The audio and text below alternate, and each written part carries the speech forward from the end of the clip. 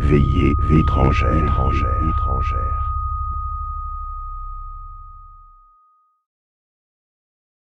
L'alpiniste Norman Collie était seul. Il descendait depuis le sommet du Ben Macdui, le toit des Cairngorms, le deuxième plus haut sommet des îles britanniques, dans un brouillard si épais qu'il ne voyait plus ses propres mains tendues devant lui. Nous étions en 1891, un soir d'octobre. Le soleil avait disparu derrière les crêtes sans prévenir, et l'obscurité était montée de toutes parts à la fois. Sous ses bottes, des pierres grises, mouillées, couvertes de lichen. Autour de lui, le vide blanc.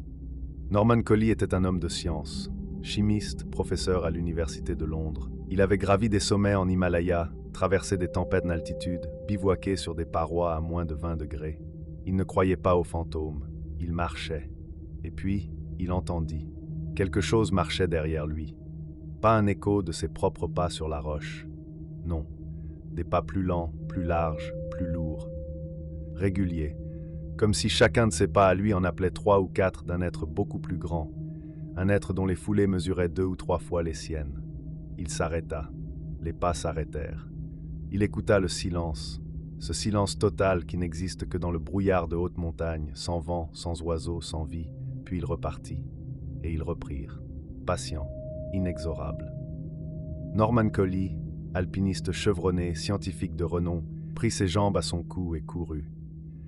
Il courut pendant des kilomètres à travers la brume, sans voir où il mettait les pieds, sans penser à sa cheville ni à la falaise qui pouvait surgir à tout moment. Il courut jusqu'à ce que les lumières de la vallée apparaissent enfin, tremblantes et dorées, très loin en contrebas. Il ne parla de cette nuit à personne pendant 28 ans. En 1925, lors d'un banquet de l'Association des alpinistes d'Écosse à Édimbourg, quelqu'un posa une question à la légère.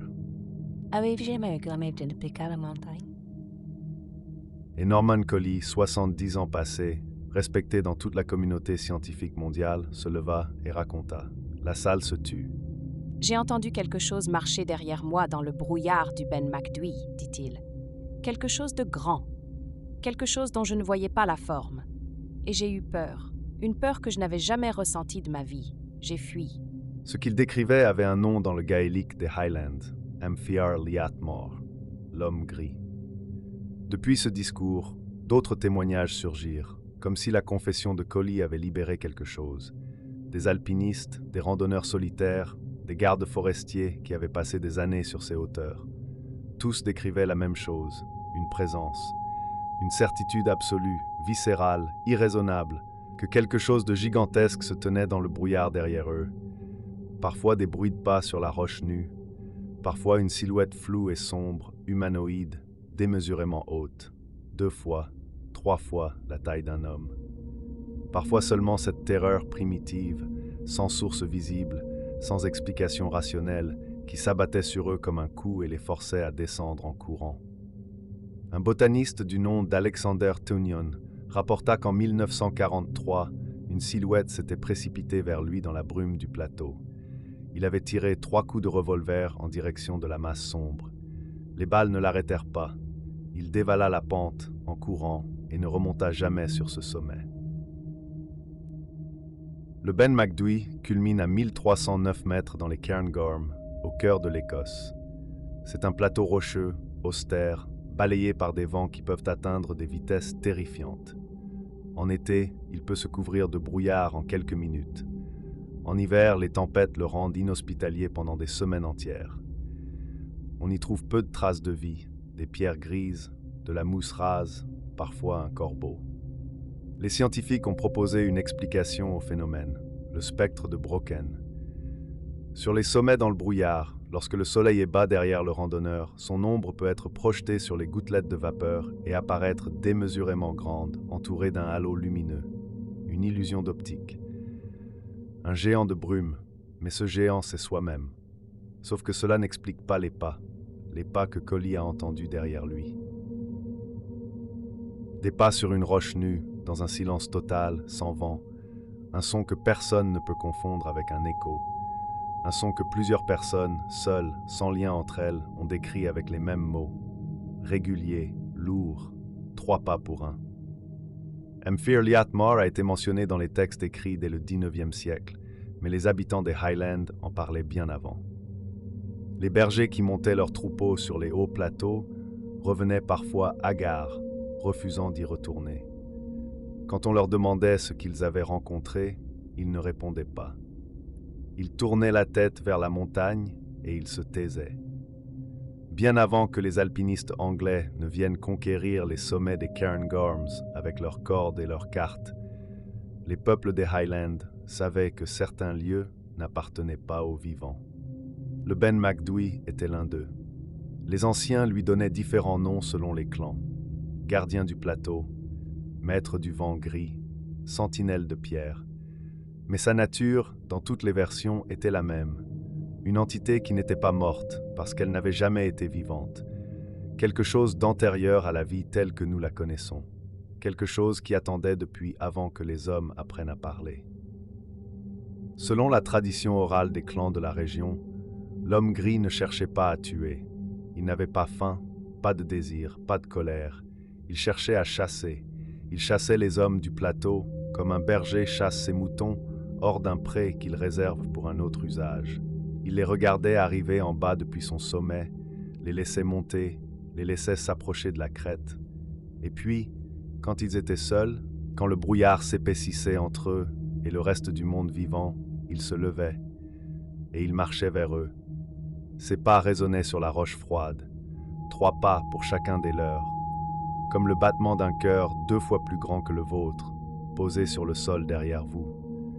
La plupart couraient. C'est ce qu'ils voulaient.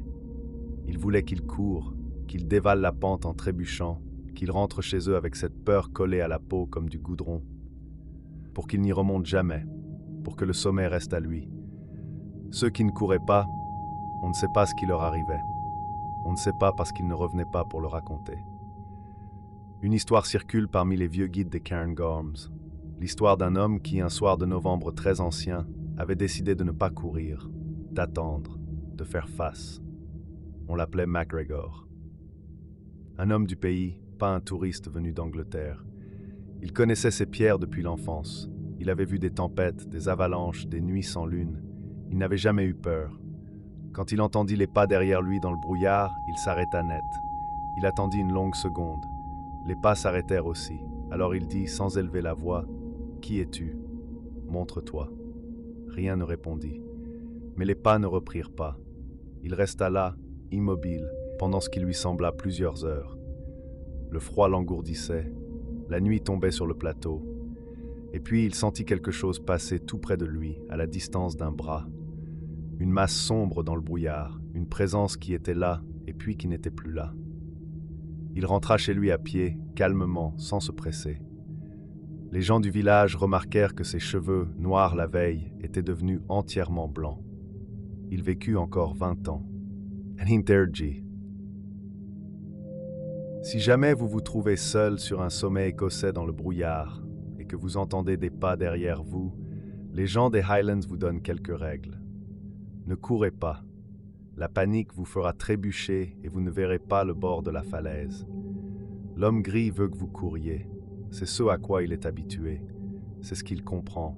Ne regardez pas en arrière. Ce n'est pas la créature que vous verrez.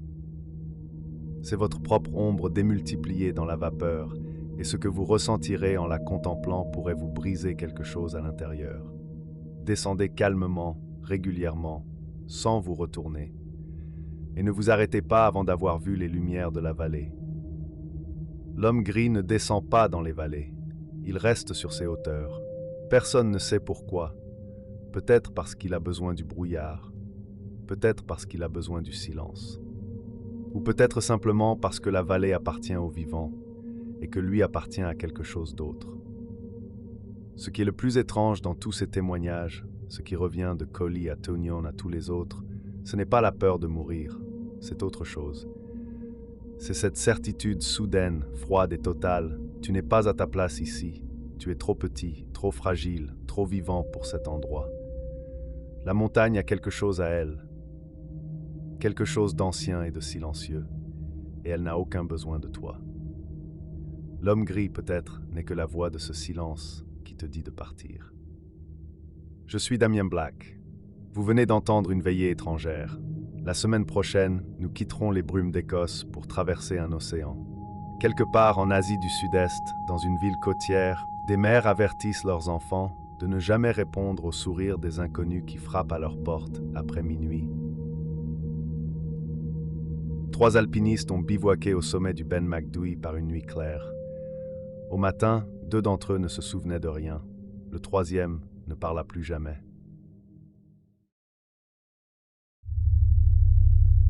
Veillée étrangère.